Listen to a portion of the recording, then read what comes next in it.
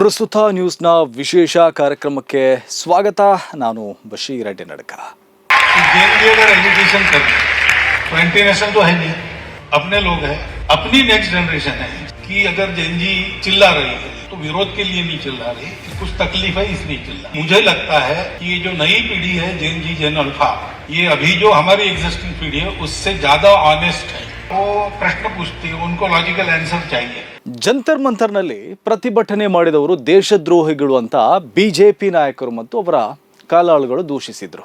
ಆದರೆ ಬಿಜೆಪಿಯ god father ಆಗಿರುವ RSSನ ಮುಖ್ಯಸ್ಥ ಮೋಹನ್ ಭಾಗವತ್ ಹೇಳ್ತಾ ಇದ್ದಾರೆ, ಅವರು ದೇಶದ್ರೋಹಿಗಳು ಅಲ್ಲ ಅಂತ.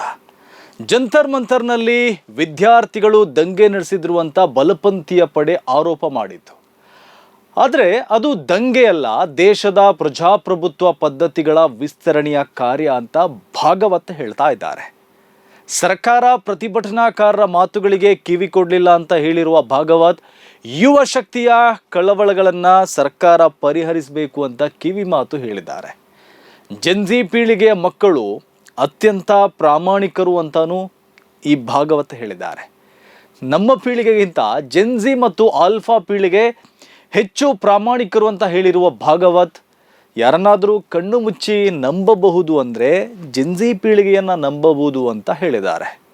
ನಾನು ಅರ್ಥ ಮಾಡಿಕೊಂಡಂತೆ ಅವರ ಈ ಮಾತಿನಲ್ಲಿರುವ ಸಂದೇಶ ಏನಂದರೆ, ನನ್ನ ಪೀಳಿಗೆಯವರಾದ ಪ್ರಧಾನಿ ಮೋದಿ ಮತ್ತು ಹಲವು BJP ನಾಯಕರಿಗಿಂತ ಜೆನ್ಜಿ ಮಕ್ಕಳು ಪ್ರಾಮಾಣಿಕರು ಅಂತ ಅವರು ಹೇಳಿದಂಗೆ ಇದೆ. ಅದೇ ರೀತಿ ಆ ಮಕ್ಕಳನ್ನು ಕಣ್ಮುಚ್ಚಿ ನಂಬಬಹುದು, ಆದರೆ ಅಧಿಕಾರದ ಅಹಂಕಾರದಲ್ಲಿ ಮೆರೀತಾ ಇರುವ BJPಯವರು ನಂಬಿಕೆಗೆ ಅರ್ಹ ಅಲ್ಲ ಅಂತ ಅವರು ಪರೋಕ್ಷವಾಗಿ ಹೇಳಿದಂತಿದೆ.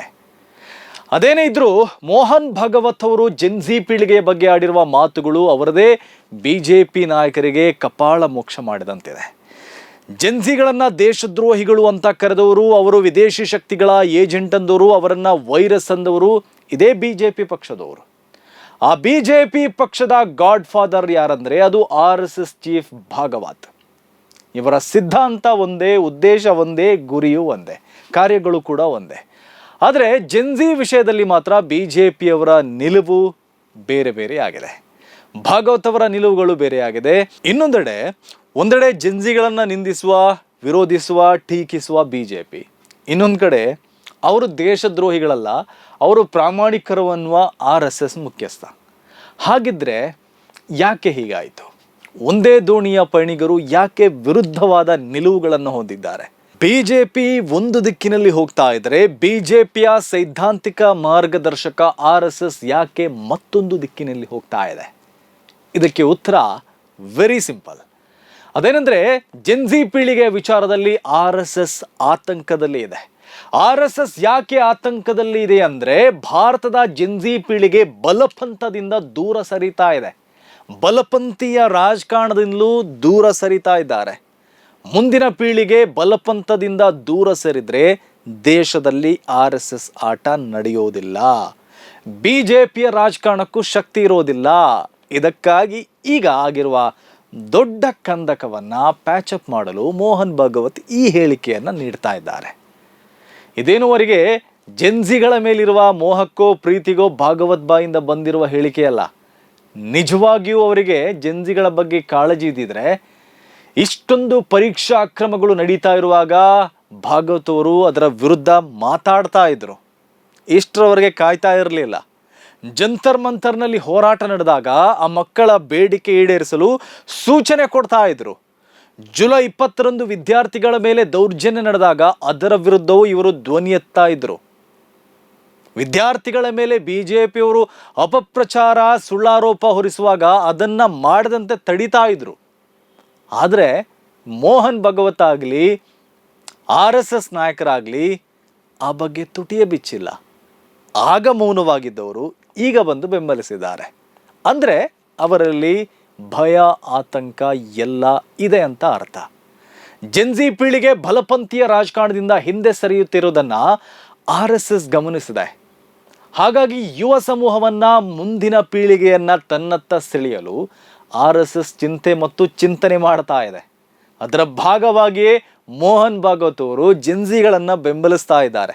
ಆ ಮೂಲಕ ಜೆನ್ಜಿಗಳನ್ನ ತನ್ನತ್ತ ಸೆಳೆಯಲು ಮತ್ತು ಯುವ ಶಕ್ತಿಯನ್ನ ತಮ್ಮ ಬಳಿಯೇ ಹಿಡಿದಿಟ್ಟುಕೊಳ್ಳುವ ಪ್ರಯತ್ನವನ್ನ ಮಾಡ್ತಾ ಇದ್ದಾರೆ. ಅದರ ಜೊತೆಗೆ ಮೋದಿಯವರನ್ನ ಕುಟುಕುವ ಉದ್ದೇಶವೂ ಅವರ ಮಾತಿನ ಹಿಂದೆ ಇರಬಹುದು. ಭಾಗವತ್ ಅವರ ಮಾತುಗಳನ್ನು ಕೇವಲ ಒಂದು ಭಾಷಣದ ಭಾಗವಾಗಿ ನೋಡಿದರೆ ಅದರ ರಾಜಕೀಯ ಪರಿಭಾಷೆ ನಮಗೆ ಅರ್ಥ ಆಗುವುದಿಲ್ಲ. ಅವರ ಹೇಳಿಕೆ ಬಂದಿರುವ ಸಮಯವನ್ನು ನೋಡಬೇಕು, ಯಾರ ಬಗ್ಗೆ ಹೇಳಲಾಗಿದೆ ಎಂಬುದನ್ನು ನೋಡಬೇಕು. ಅದಕ್ಕೂ ಮೊದಲು BJP ನಾಯಕರು ಏನು ಮಾತನಾಡಿದರು ಅನ್ನೋದನ್ನು ನೋಡಬೇಕು. ಆಗ ಮಾತ್ರ ಭಾಗವತ್ ಹೇಳಿಕೆಯ ಸಂಪೂರ್ಣ ರಾಜಕೀಯ ಚಿತ್ರಣ ನಮ್ಮ ಮುಂದೆ ಬರುತ್ತೆ.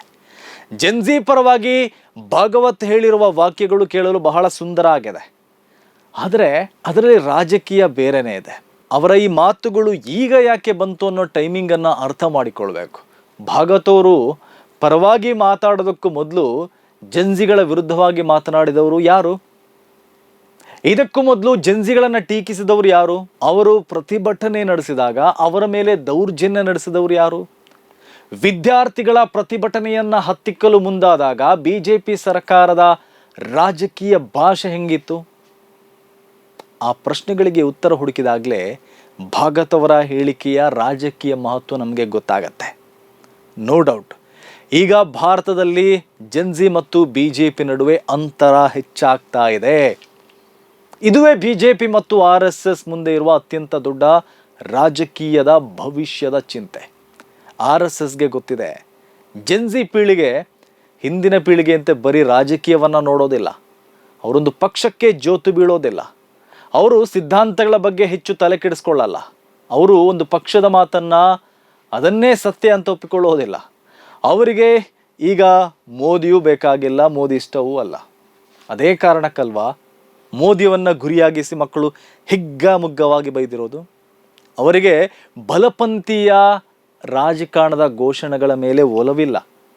ರಾಷ್ಟ್ರೀಯತೆ, ದೇಶಪ್ರೇಮ, ಮುಸಲ್ಮಾನ್, ಪಾಕಿಸ್ತಾನ್, ಕಬರ್ಸ್ತಾನ್ ಘೋಷಣೆಗಳು ಅವರನ್ನು ಸೆಳೆಯೋದಿಲ್ಲ.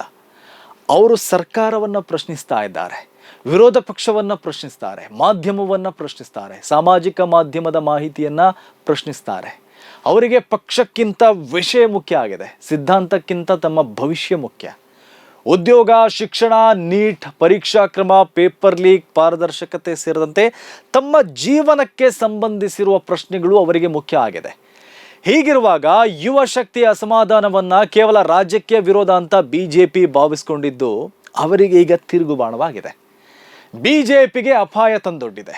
ಯುವ ಶಕ್ತಿಯ ಈ ಅಸಮಾಧಾನ ಭವಿಷ್ಯದಲ್ಲಿ RSSನ ಸಾಂಸ್ಕೃತಿಕ ರಾಜಕಾರಣಕ್ಕೆ ಮತ್ತು BJPಯ ಅಧಿಕಾರದ ರಾಜಕಾರಣಕ್ಕೆ ಅಪಾಯಕಾರಿಯಾಗಿದೆ. ಜೆನ್ಜಿಗಳನ್ನು ಕಳೆದುಕೊಂಡ್ರೆ BJPಗೆ ರಾಜಕೀಯವಾಗಿ ತುಂಬ ಲಾಸ್ ಆಗುತ್ತೆ. ಯಾಕಂದರೆ ಇಂದಿನ ಜೆನ್ಜಿಗಳೇ ನಾಳೆಯ ಮತದಾರರು. ಅವರು ಕೇವಲ ಮತ ಹಾಕುವ ಜನರಲ್ಲ, ಮತದಾನದ ಜೊತೆಗೆ ಅವರು ಸಾಮಾಜಿಕ ಮಾಧ್ಯಮವನ್ನು ರೂಪಿಸ್ತಾರೆ, ಸಾರ್ವಜನಿಕ ಅಭಿಪ್ರಾಯವನ್ನು ಪ್ರಭಾವಿಸ್ತಾರೆ, ತಮ್ಮ ಸ್ನೇಹಿತರೊಂದಿಗೆ ರಾಜಕೀಯ ಚರ್ಚೆಯನ್ನು ನಡೆಸ್ತಾರೆ, ಅವರು ವಿಡಿಯೋ ಮಾಡ್ತಾರೆ, ಪ್ರಶ್ನೆ ಕೇಳ್ತಾರೆ, ಟ್ರೆಂಡ್ ಸೃಷ್ಟಿಸ್ತಾರೆ. ಹೀಗಿರುವಾಗ ಈ ಪೀಳಿಗೆ ಬಲಪಂಥೀಯ ರಾಜಕೀಯದಿಂದ ದೂರವಾದರೆ ಬಲಪಂಥೀಯ ರಾಜಕಾರಣ ಮಾಡೋದು ಕಷ್ಟ ಅನ್ನೋದು RSSನವರಿಗೆ ಗೊತ್ತಿದೆ. ಈ ಸತ್ಯವನ್ನು RSS ಅರ್ಥ ಮಾಡಿಕೊಂಡಿದೆ. ಅದೇ ಕಾರಣಕ್ಕೆ RSS ಮುಖ್ಯಸ್ಥರು ಮುಂದಿನ ಪೀಳಿಗೆಯನ್ನು ತಮ್ಮತ್ತ ಸೆಳೆಯುವ ಉದ್ದೇಶದಿಂದಲೇ ಜೆನ್ಜಿಗಳ ಪರವಾಗಿ ಮಾತನಾಡಿದ್ದಾರೆ. ಮೋಹನ್ ಭಾಗವತ್ ಮಾಡಿರೋದು ಕೇವಲ ಪ್ಯಾಚಪ್ ರಾಜಕಾರಣ. ಬಲಪಂಥೀಯ ರಾಜಕೀಯದೊಂದಿಗೆ ಜೆನ್ಜಿ ಪೀಳಿಗೆಯ ಅಂತರ ಹೆಚ್ಚಾಗ್ತಾ ಇದೆ ಅನ್ನೋದನ್ನು ಅಂದಾಜಿಸಿರುವ RSS ಅವರ ಪರ ನಿಲ್ಲುವ ಡ್ರಾಮಾ ಮಾಡ್ತಿದೆ ಅಂತ ಅನಿಸ್ತಾ ಇದೆ. ಮೊದಲು ಪ್ರತಿಭಟನಾಕಾರರನ್ನ ಅನುಮಾನಿಸುವ ವಾತಾವರಣ, ನಂತರ ಅದೇ ಪ್ರತಿಭಟನಾಕಾರರನ್ನ ನಮ್ಮ ಮಕ್ಕಳು ಅಂತ ಕರೆಯೋದು. ಮೊದಲು ಸಂಘರ್ಷ, ನಂತರ ಸಂವಾದ. ಇದು ಅವರ ರಾಜಕೀಯ ತಂತ್ರಗಾರಿಕೆ ಅಷ್ಟೇ. ಅದರಿಂದ ಭಾಗವತ್ ಅವರ ಮಾತುಗಳನ್ನು ಕೇವಲ ಮಾನವೀಯ ಹೇಳಿಕೆ ಎಂದು ನೋಡುವ ಬದಲು ರಾಜಕೀಯವಾಗಿ ಒಂದು ನಿರ್ದಿಷ್ಟ ವರ್ಗವನ್ನು ತನ್ನತ್ತ ಸೆಳೆಯುವ ಪ್ರಯತ್ನ ಅಂತ ನೋಡಬೇಕಾಗತ್ತೆ. ಆದರೆ ಜೆನ್ಜಿ ಪೀಳಿಗೆಯ ಯುವಕರನ್ನ ಗೆಲ್ಲುವುದು ಅಷ್ಟು ಸುಲಭ ಅಲ್ಲ. ಯಾಕಂದರೆ ಅವರಿಗೆ ಕೇವಲ ಸಿಹಿ ಮಾತುಗಳು ಸಾಕಾಗೋದಿಲ್ಲ. ನಮಗೆ ಸಮಸ್ಯೆ ಬಂದಾಗ ನೀವೆಲ್ಲಿದ್ದೀರಿ ಅಂತ ಅವರು ಭಾಗವತ್ಗೆ ಕೇಳ್ತಾ ಇದ್ದಾರೆ. ನೀಟ್ ಅಕ್ರಮದ ವಿರುದ್ಧ ಯಾಕೆ ಮೌನವಾಗಿದ್ರಿ ಅಂತ ಪ್ರಶ್ನಿಸ್ತಾ ಇದ್ದಾರೆ. ವಿದ್ಯಾರ್ಥಿಗಳು ಹೋರಾಡುವಾಗ ಎಲ್ಲಿ ಅಡಗಿದ್ರಿ ಅಂತಾನು ಪ್ರಶ್ನೆಯನ್ನು ಮಾಡ್ತಾ ಇದ್ದಾರೆ. ಭಾಗವತ್ ಅವರು ಈ ಪ್ರಶ್ನೆಗಳಿಗೆ ಉತ್ತರಿಸದೆ ಕೇವಲ ಜೆನ್ಜಿಗಳು ನಮ್ಮವರು ಅಂತ ಹೇಳಿದರೆ ಯುವಕರು ಅದನ್ನು ಸ್ವೀಕರಿಸೋಕೆ ರೆಡಿ ಇಲ್ಲ. ಅವರಿಗೆ ಭಾಗವತ್ ಅವರ ಪ್ರಮಾಣ ಪತ್ರವೂ ಬೇಕಾಗಿಲ್ಲ. ಅವರಿಗೆ ಯಾರ ಪ್ರಮಾಣ ಪತ್ರವೂ ಬೇಕಾಗಿರೋದಿಲ್ಲ, ಅದನ್ನವರು ಬಯಸೋದು ಕೂಡ ಇಲ್ಲ. ಇದೇ ಭಾಗವತ್ ಅವರ ಮಾರ್ಗದರ್ಶನದಲ್ಲಿ ನಡೆಯುವ ಬಲಪಂಥೀಯ ಸಂಘಟನೆಗಳಿಗೆ ಸೇರಿದ ಜನರೇ ಜೆನ್ಜಿಗಳನ್ನು ತೆಗಳ್ತಾ ಇರೋದು. ಆದರೆ ಆ ತೆಗಳಿಕೆಗಳಿಗೆ ಜೆನ್ಜಿಗಳು ಸೊಪ್ಪೆ ಹಾಕಿಲ್ಲ. ಹಾಗಾಗಿನೇ ಈಗ ಗಾಡ್ ಫಾದರ್ ಬಂದು ಡ್ಯಾಮೇಜ್ ಕಂಟ್ರೋಲ್ ಮಾಡೋಕೆ ನೋಡ್ತಾ ಇದ್ದಾರೆ. ಈ ಭಾಗವತ್ ಅವರಿಗೆ ಜೆನ್ಜಿ ಪೀಳಿಗೆ ಮೇಲೆ ನಿಜವಾದ ಕಾಳಜಿ ಇರೋದೇ ಆಗಿದ್ದರೆ ಅವರು ಮೊದಲೇ ತನ್ನದೇ ಪಡೆಯ ಕಾಲಾಳುಗಳನ್ನು ನಿಯಂತ್ರಿಸುವ ಕೆಲಸವನ್ನು ಮಾಡಲಿ. BJPಯವರು ಜೆನ್ಜಿಗಳನ್ನು ದೇಶದ್ರೋಹಿಗಳು, ಫಾರಿನ್ ಏಜೆಂಟ್ಗಳು, ವೈರಸ್ ಅಂತೆಲ್ಲ ದೂಷಿಸಿದ್ರೆ ಸಾಕು, ಬಾಯಿ ಮುಚ್ಚಪ್ಪ ಅಂತ ಈ ಭಾಗವತ ಹೇಳಬೇಕು. ಆ ಕೆಲಸ ಮಾಡದೆ ಕೇವಲ ಡೈಲಾಗ್ ಬಿಟ್ಟರೆ ಸಾಕಾಗೋದಿಲ್ಲ. ಹೀಗಾಗಿ ಮೋಹನ್ ಭಗತ್ ಅವರ ಹೇಳಿಕೆಯನ್ನು ನಾವು ಒಂದು ಸಾಲಿನಲ್ಲಿ ನೋಡಬಾರ್ದು.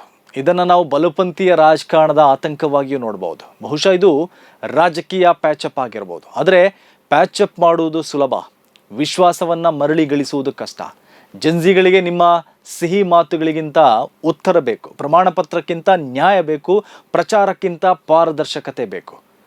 ಅವರನ್ನು ದೇಶ ವಿರೋಧಿಗಳೆಂದು ಕರೆಯುವ ಮೊದಲು ಅವರು ಯಾಕೆ ಬೀದಿಗಿಳಿದಿದ್ದಾರೆ ಎಂಬುದನ್ನು ಅರ್ಥ ಮಾಡಿಕೊಳ್ಳುವ ರಾಜಕೀಯ ಪ್ರಾಮಾಣಿಕತೆ ಬೇಕು.